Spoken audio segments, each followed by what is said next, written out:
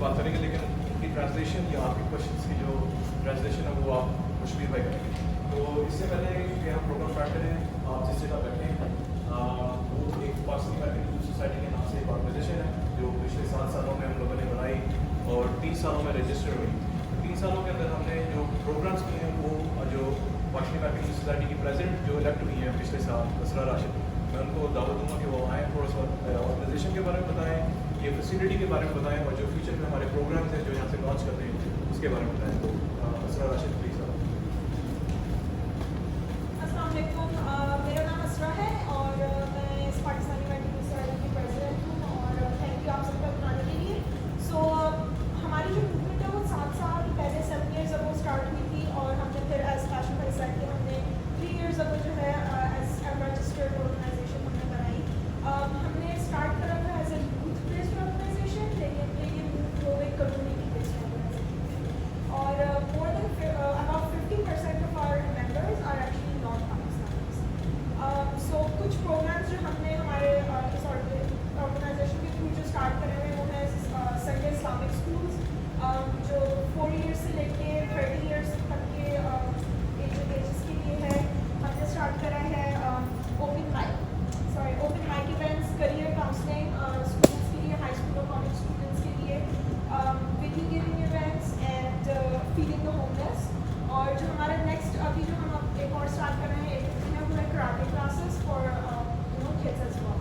So thank you for coming and now I will invite Shabir from Pepper Society.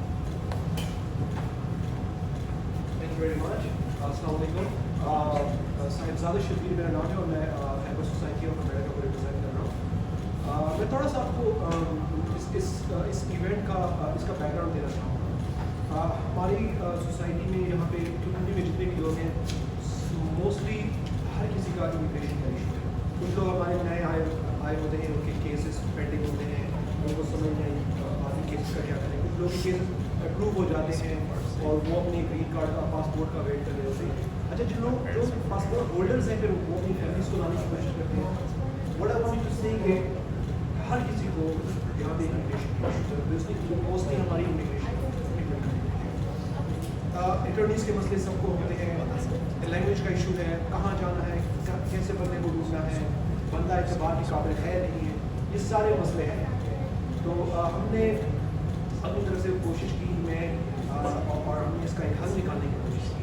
हमारी तरफ से एक attorney यहाँ पे आएंगे और हम कोशिश करेंगे कि इस अटर्नी को हम महीने में 2 से 3 दफ़ा लेकर आएँ और महीने में ही हमें 4 से 6 घंटे।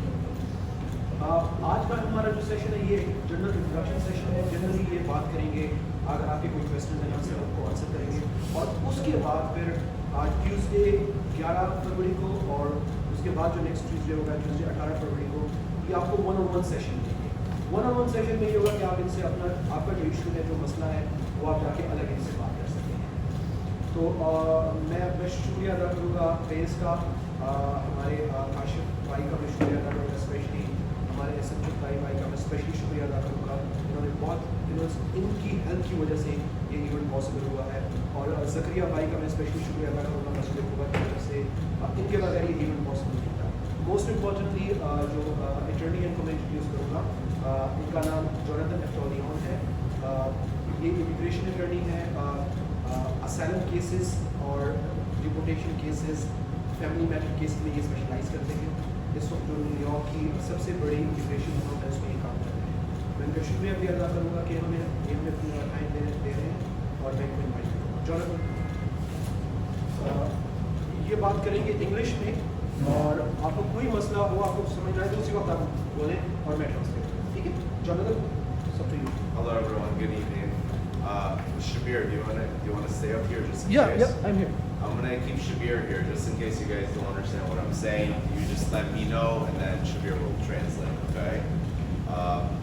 I'm very, very privileged to be here. Thank you guys for having me. I'm very excited to help you guys out.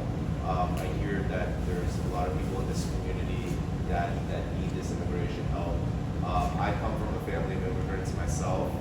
My family claimed asylum here. I was able to be born here, raised here, and get a great education and be able to work here due to the sacrifices my parents made from leaving their countries and coming here. So trust me, when I look at you guys, I see my family and I see people that truly need the help, and I'm so happy to be here to help you guys. Okay. I know that there's been a little bit of fear in the community about all these ICE raids that are going on. Trump, when he came in, obviously changed. First of all, do people understand me? Yeah. Okay. So when he came in, he started changing the laws. First thing he did, travel ban. Second thing he did, he started attacking asylum. Okay, so if you're not in those countries that are on the ban, the next attack was the people who are here trying to leave their countries and they're scared to go back. All right, he's been trying to close down asylum as much as possible, and our laws, thank God, have been able to stay where we're still able to do that as of right now. Okay, people coming through the border, that's an issue. He's trying to, they made those asylum seekers, keep them out. The people that are here right now can still claim for asylum as long as you have credible fear of returning back here. Okay? I don't want people to worry too much about these ICE raids. Okay? The ICE raids happen, but it's a very small percentage of a chance that gets blown up by the media. So it's just out there to scare you. Okay? If you're here and you don't have criminal convictions and you're working and you're just walking down the street, it's a very small percentage chance that ICE is actually going to come pick you up. Okay? If you are here unlawfully, please come see me and we can discuss to see if there's any way to get you lawful residence status. Okay? Before we move on, does anyone have any questions about ICE or what's going on or any fears that you guys may have? Good? It's not regarding the ICE, it's like the recent law changes any public charge or people who are getting Medicaid, they have to warn from getting citizenship, they have to apply before the 24th of February. So there is a confusion. A lot of people have different opinions. Okay, sure. Yeah. So, what's your name? So far, Zafar. So what Zafar is referring to is the new public charge rule that's coming into effect. Okay, for the people who don't know what that is, when you're trying to file an application for a family member, okay, you're here in the United States, you have a spouse, either a husband or a wife, or you have children, or you have parents that are overseas, okay, and you're trying to sponsor them to allow them to come into the United States. You have to show that you can take care of that person so that that person does not rely on public benefits. So the government isn't going to let someone just come in who has medical issues or who can't seek employment very easily, and then right when they come touch the ground here, they go to use the hospitals or they take public resources. Okay, so there are certain laws set in place. Let's say if you want to bring a family member over, or even if you're petitioning for a family member here in the United States, okay, as the petitioner, you are writing a contract to the government. And your contract to the government is saying that if my spouse or if my child or if my parent does take public benefits, I promise that I will pay it back. And you sign a contract with the government.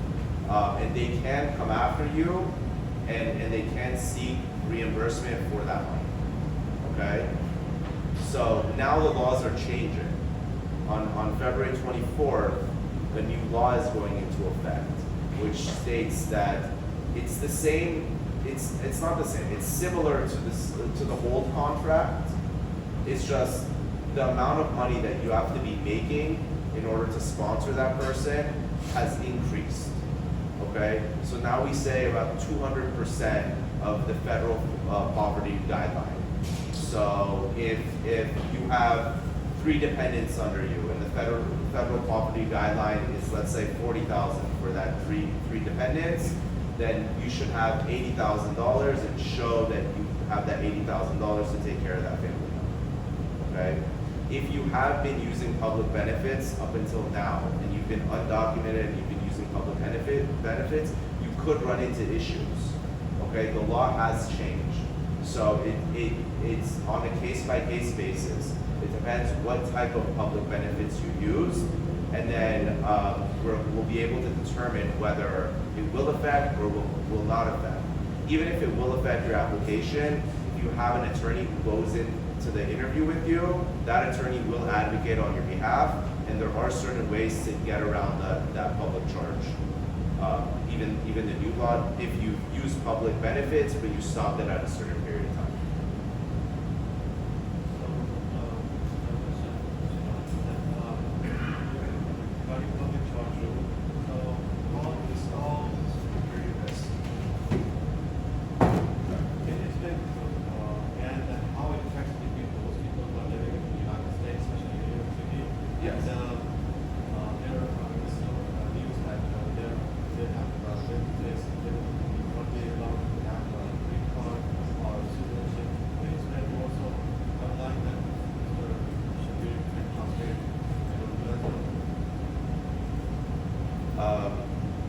So again, the public charge rule applies to you petitioning for a family member. Okay, you want to translate? The family member is either a spouse, a child, or a parent. Translate में कर दिया आपको समझ अगर आपको समझ नहीं आ रही ठीक है इनको समझ आ रही So, for example, if Sally is a U.S. citizen, she gets married to Ben. Ben is here unlawfully. Okay? So, in order for Ben to get the green card, we need to show that it's a lawful marriage between Ben and Sally. Okay?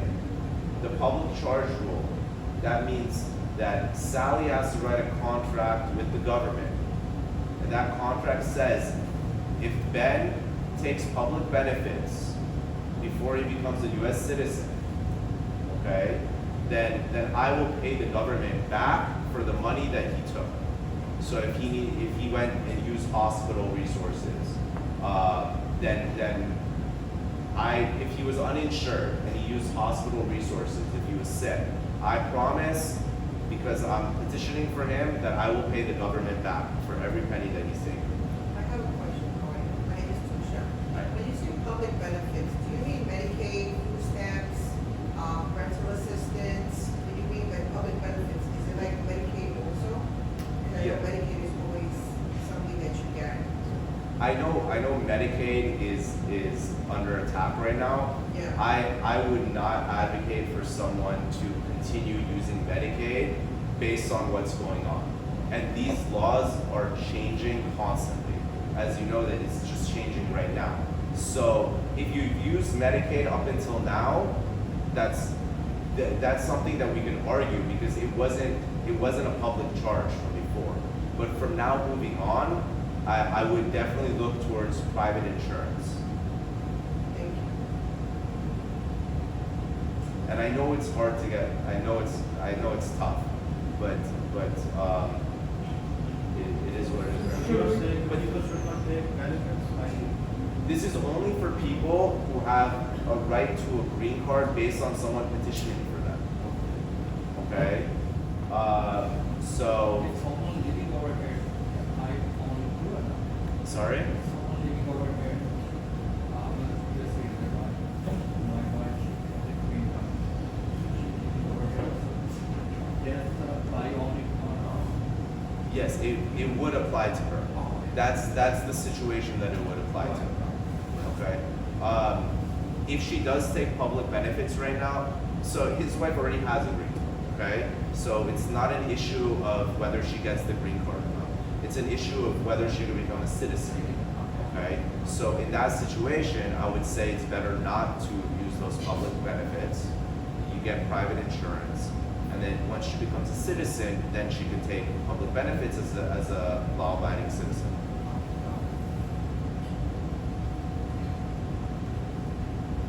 It's like deadline 24th of February. So that's what I'm thinking. Are those the benefits you're getting? That's sorry? The 24th February deadline. Yes. What it means like you drop the benefits, what I'm getting, so you stop getting it more. Like, we can apply, we can show that we started to get benefit, but we there is a question. Well, that's where the law comes into effect. And actually, this law has been in effect since October, okay? What happened was that the court stopped it. If you've been filing for someone who's overseas for the last 4 months, since October till now, this law has been in effect. Only if you're filing for someone here in the United States, the court stopped it. And the courts finally overruled it and allowed it to pass. So to answer your question, I would stop using it before that day, and then your attorney will be able to argue that that law was not in effect, so you weren't breaking the law before it came into effect. If you continue to use it with the knowledge that this is in effect, then yeah, you're putting yourself at risk. Okay? And I don't want to advocate for anyone not to have insurance. Insurance is very, very important as well. Okay, accidents happen all the time. I don't know if there's ways to fund it through the community. I'm not sure. I think every single person in this room should be insured. Okay. Yes. That thing is based on Aftalion, also Aftalion who have a green card, and they have Medicare also. It will affect when you apply for the citizenship. No, it's not going to affect asylum. Right? It's mostly family-based petition.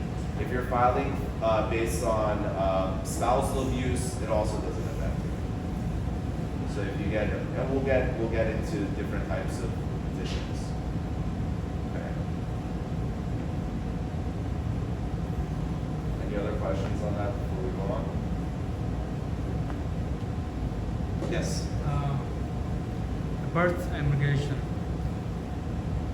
For example, someone came here as a visitor or a work authorization. They have suppose here someone gave birth here. Is it possible to get visa or immigration status or not? What's the status for now? If the person's born here? No. Okay, sorry, what was it again? Let's say someone come here as a visitor Yeah. or as a work authorization or some other status. They gave birth to baby here, so is it still chance so they can get visa or not? Okay. Only if the child turns 21. Okay, so the laws are set up in a way where you can't just come here on a visitor visa, have a child, and stay. Okay, they're set up in a way where you have to stay here for 21 years until that child turns 21. Okay, and you're not going to be able to work. You don't qualify for any benefits in that scenario. Maybe there's other ways that you could qualify, but if that's all that happened, you stay here for 21 years. So eventually. But that person who came here and gave birth could find love, could get married to a U.S. citizen, could convert the visitor visa to a work visa, and be employed and get a green card through that. So there's a lot of different ways that you can obtain the green card. But coming here, overstaying your visa, having a child does not necessarily lead directly to a green card. What about the child? He can get or not? The child is born here, U.S. citizen. Okay. Even though his parents are not citizen or Yep. If you're born on U.S. soil, you are a U.S. citizen.